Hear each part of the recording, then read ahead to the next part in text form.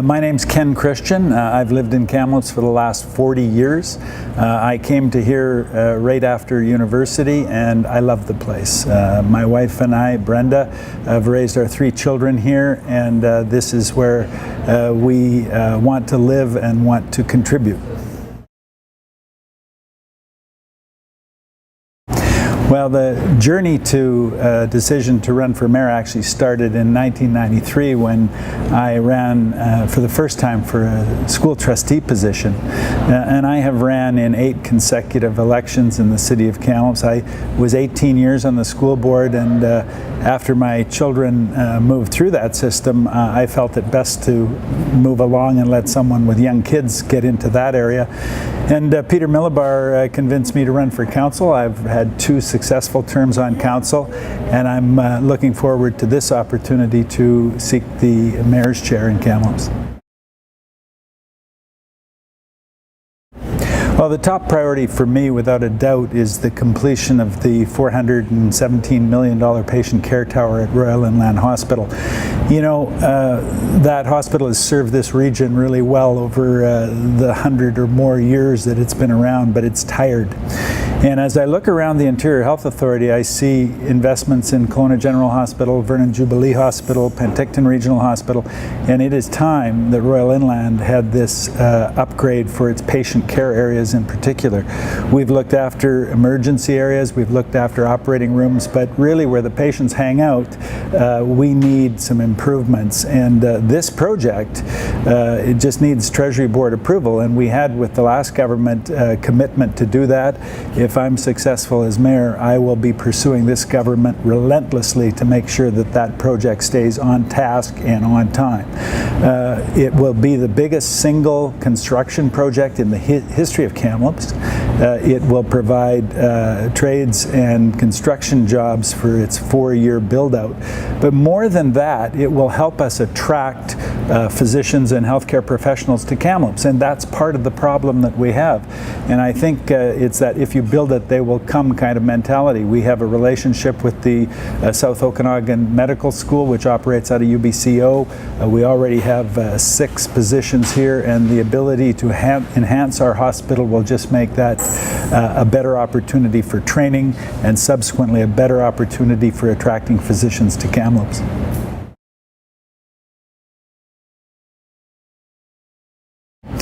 Well, it's hard to attract youth. Generally, they come with their families, but beyond that, TRU World is doing a fabulous job at attracting students to this institution, and I would certainly continue to support them in their efforts to do that. And I've been the president of the Kamloops Airport Authority Society for the last 5 years, and you know, we have seen an increase in our passenger traffic, largely driven by the to and fro from this institution. And it's an important part of the fabric of Kamloops, and would certainly like to continue that.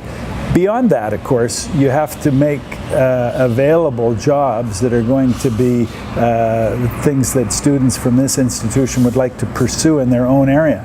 I know my own family have had to leave Kamloops to find jobs. My son is in geomatics, graduated from here and then from BCIT, but he works in the Lower Mainland because there aren't the kinds of jobs in and around Kamloops that would be able to attract him back here. And so that's just a single example. There are hundreds of those, and I would like to see us build our economy in Kamloops so that we have a place that people can start out like I did 40 years ago.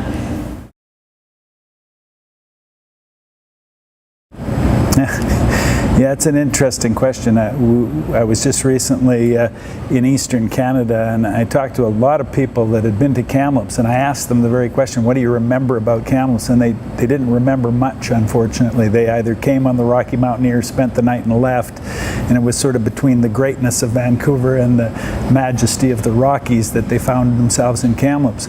But I think that is in fact our gem or our jewel. The fact that we are that far away from Vancouver, that we have affordability, that we have accessibility, that from the city of Kamloops, in 20 minutes in either direction, you can be at a ski hill, at a golf course, in the wilderness, you can be kayaking, you can do all kinds of things. That's what people need to experience about Kamloops. Not only visitors, but people that are going to choose Kamloops as a place to live. Because livability in Kamloops, other than perhaps today with the bad air quality, but livability in Kamloops is something that we really need to sell.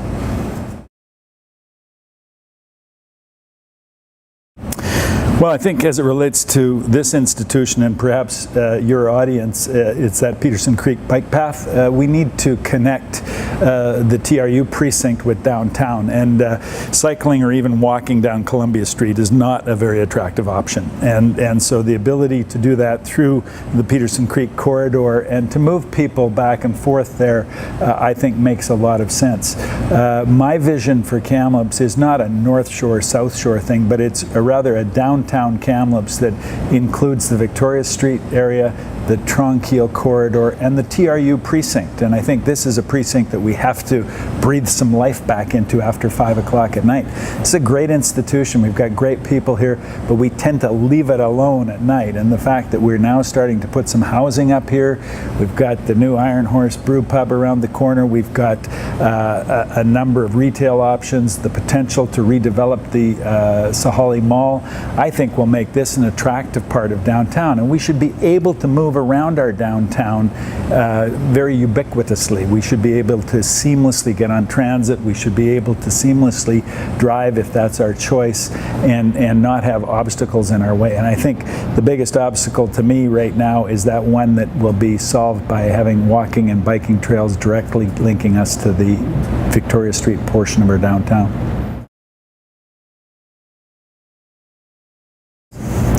Well, the biggest challenge I see is leaving the history behind. Kamloops has always been a resource-based town. It's been based on agriculture originally, and then forestry, and then mining. We're moving towards a more knowledge-based economy, and Kamloops has to make that transition. And I think as we do that, we're going to gentrify the community, and we're going to make it a place that is centered around high-tech jobs, jobs that are involved in the tourism and hospitality sector, and being able to capitalize on our location as a center hub of a transportation network, both for rail and for road transportation, for pipelines, and to some extent for air traffic. So, I think we need to help the city move there. Sometimes we get caught up as a council and as a city, and we get involved in debates about issues that are really not the issues that we should be talking about as people who are focused on the future.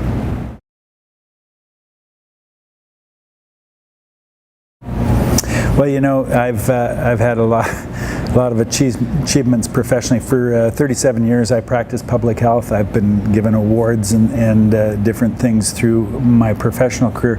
But my crowning achievement is my wife Brenda and my 3 children, Nick, John, and Taryn.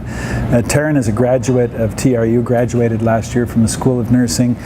John went to UBCO, we won't talk about that. But Nick went here as well, but as I mentioned before, he went to BCIT. And the fact that you can raise a family of people who are productive and interesting and engaged, and you can do that in a city like this that affords you that opportunity, is really my crowning achievement.